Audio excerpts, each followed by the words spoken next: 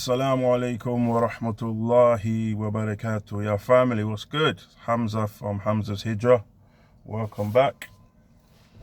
So the last video, I discussed with you the point where I'd got to, which was I'd raised the money to make my Hijrah, and I'd informed my brother, who was out in Egypt at the time,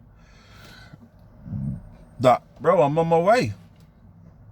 And then he gave me the news that he was on his way back, and the dream that I had,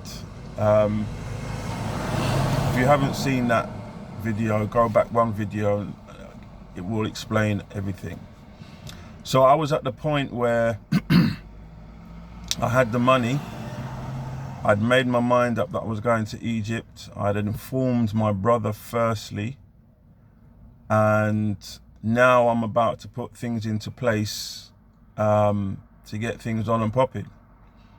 So there was a number of things that I had to do. I had to inform my family, because over the previous 7 years, I believe, it was 7 years that I had informed my family, I'm saving to go, I'm saving to go, I'm saving to go. Now, I am the oldest of, I think it's 11. My father was a bit of a player, man. So I'm sure there's 11 of us. 9 boys, 3 girls. So sometimes when I say in my videos, my brother, I don't want to drop their names. They haven't given me permission to use their names, so I'm not going to use their names. So when I say my brother, it could be one of 9. All right. For example, when I say my brother who introduced me to the business partner who when we opened up the car wash, that's another brother to the one that was in Egypt. Yeah, so you have to bear with me, okay? Out of the 9 boys, I'm the oldest, and the brother in Egypt, he is the second oldest. There's 2 years difference between him and I.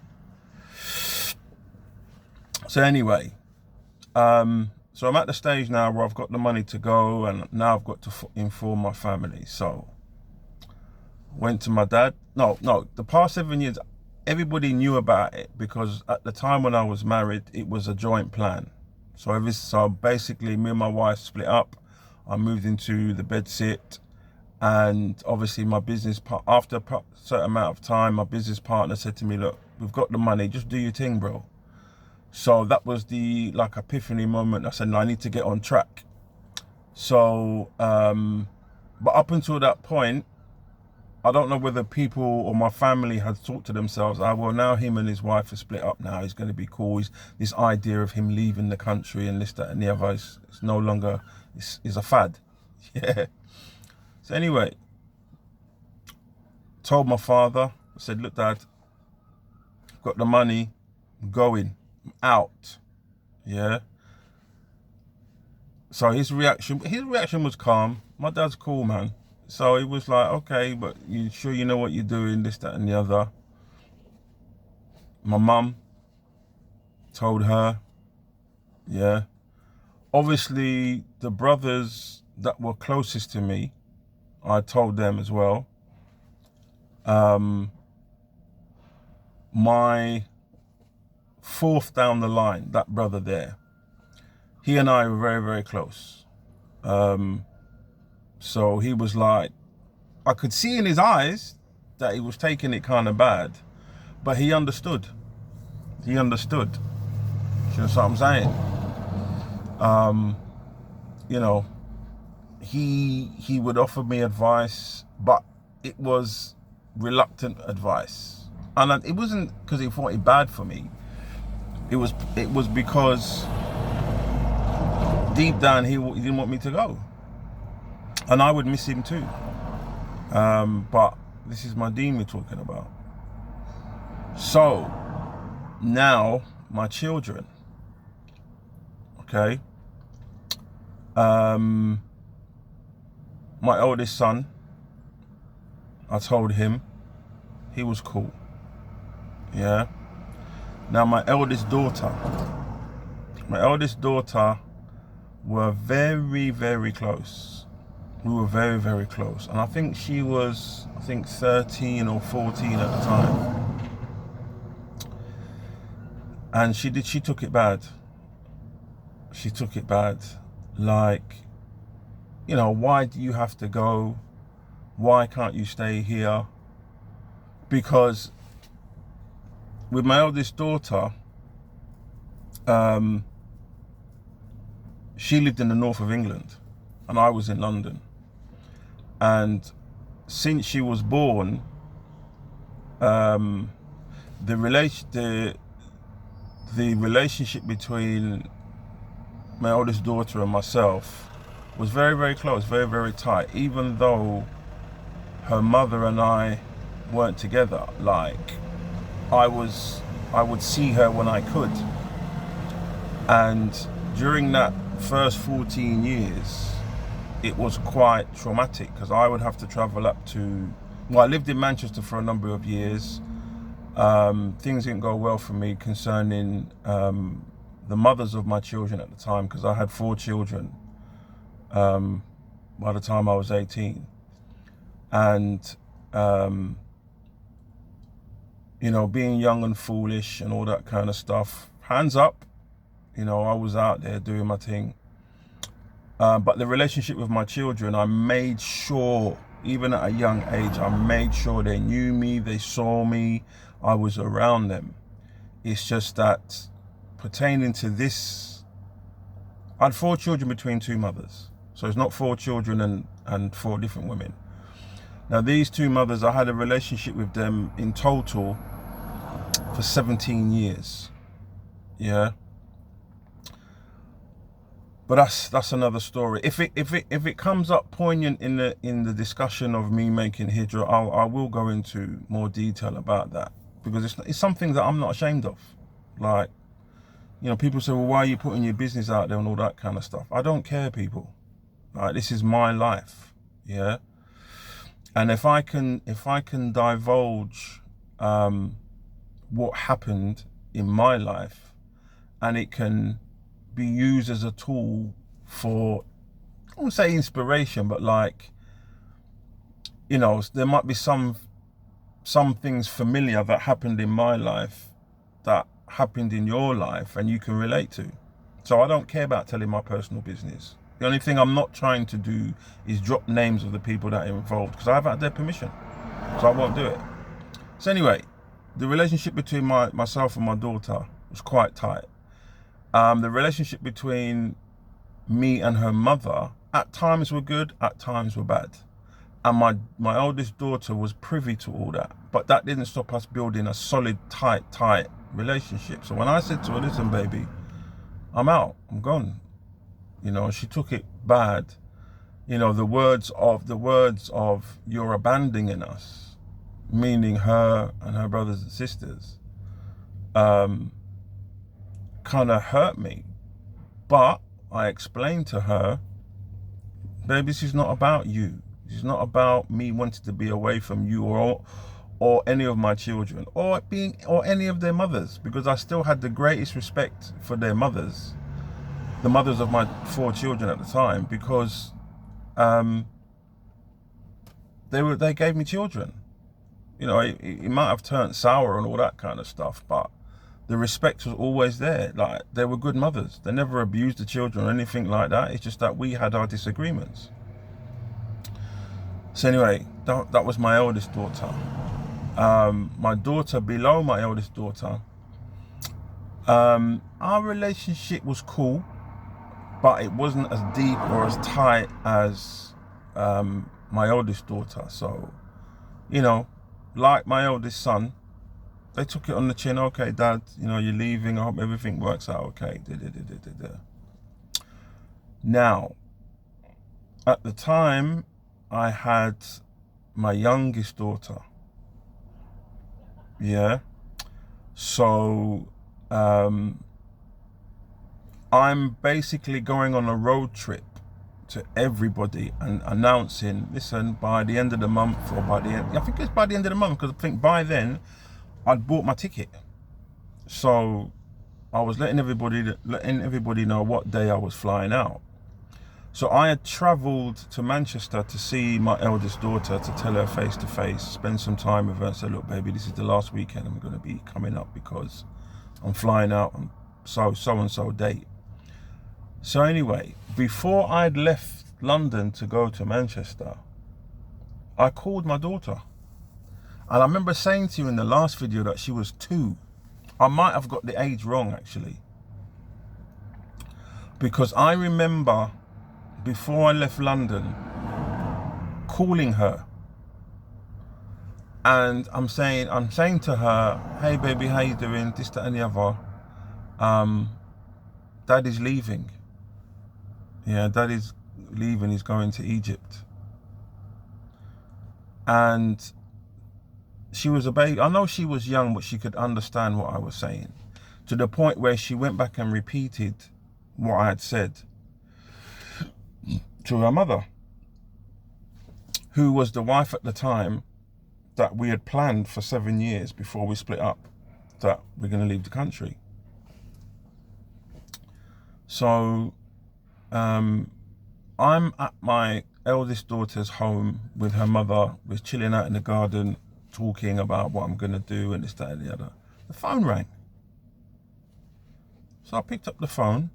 It's the mother of my youngest daughter. How could I go and not tell her that she was going after 12 years of marriage? The audacity of the woman, man. How could I? She's screaming at me down the phone.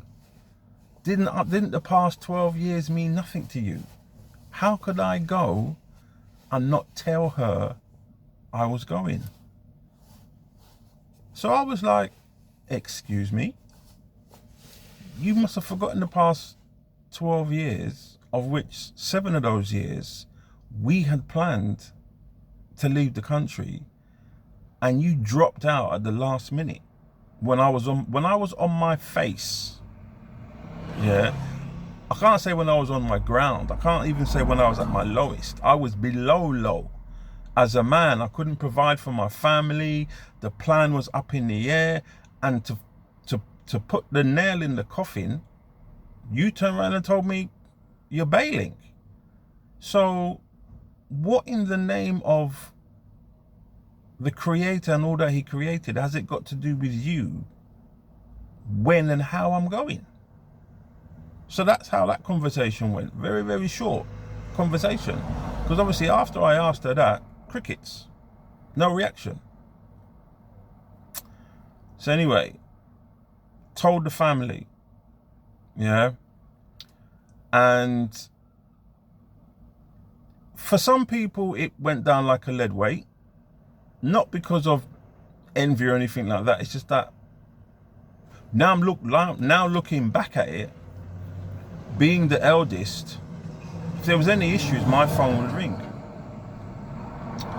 And whether it's between my dad and my brothers and sisters, my phone would ring. Some few times, not a lot of times, if there was an issue between my brothers, my phone would ring, or I'd get to hear about it and step in and try and mediate, sort out the problem. Yeah, when there were big family issues. So I was kind of seen as the linchpin, if you like. So how was I feeling at the time of me telling them? To be fair, and I'm going to be truthful, there wasn't a sadness. There wasn't like, oh my God, I'm leaving my family. Oh my God. No, it was totally different. It was like, listen, I'm doing the dutiful thing. I'm telling you that I'm going. This is where I'm going to be at. Yeah, you're all well. In fact, I even said to my eldest daughter, why don't you come with me? In fact, I said to a few of them, why don't you all come with me?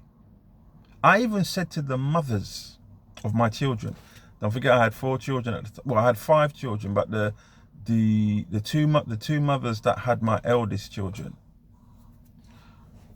I even said to them, I said to the children, why don't you come with me? And especially my eldest daughter, I said to her, why don't you come with me, baby? No, I want to come, Daddy, but my friends, this is all I know. My mum's here. I said, baby, I understand. Even though me and the mothers weren't together, because at the time I was a single man, yeah, I even said to the mothers of my children, look, I'm going, yeah, why don't you come with me? Separately, of course. Why don't you come with me? They said, nah, what am I going to Egypt for? Okay, I asked, because to me, it was an opportunity. If you didn't want to, if you couldn't see the opportunity that I was pinpointing out to you, it's fine. But nobody can point the finger and say, imagine he just left and didn't ask. I might have wanted to come with him. No, I covered that base because we were still respectful with each other. The mother of my eldest son and the mother of my eldest daughter, we were still respectful to each other, yeah? And there was love there. Do you know what I'm saying? Because they'd given me 4 children. Why wouldn't I still love them?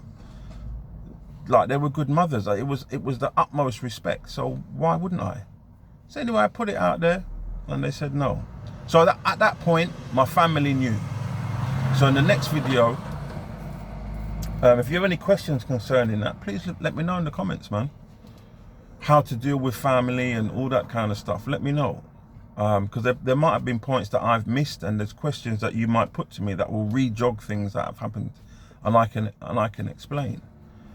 But I think, and at this point as well, when it came to letting my family know that I was going, I think at that time it was slowly transitioning into from Fi Sabili Hamza to Fi Sabilillah, because now I'm walking away from everything that I loved, everything that I built concerning my children, my relationships with my children, my family and the relationships with my family. Yeah, now it's becoming, it's now real. So I'm almost sure that now at this point, this is where it was transitioning to from Fi Sabili Hamza to Fi Sabilillah. So in the next video, I'm going to go into the steps that I took. My Muslim brother, my brother, who is a Muslim, what he did for me to make sure my transition was as easy as possible. So until the next video, Assalamu alaikum wa rahmatullahi wa barakatuh.